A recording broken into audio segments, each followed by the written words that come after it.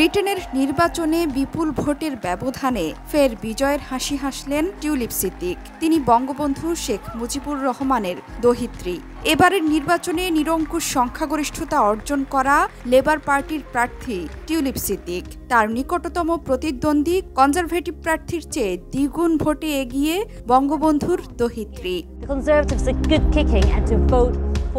Hampstead and Kilburn আসনে ভোটের মাঠে বীরদর্পে লড়াই করেছেন টিউলিপ। তিনি পেয়েছেন ২৩,৪৩২ ভোট।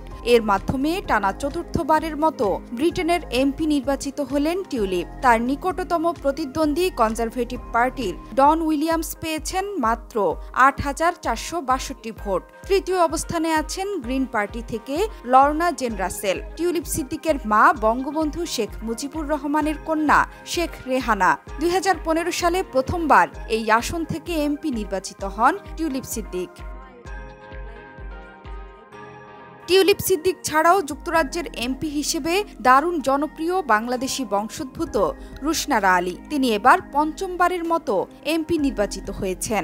রুশনারাও লেবার পার্টির হয়ে ভোটে দাঁড়িয়ে এমপি নির্বাচিত হয়েছেন। টাওয়ার হ্যামলেটসের বেথনাল গ্রিন অ্যান্ড বো আসন থেকে জিতেছেন রুশনারা আলী।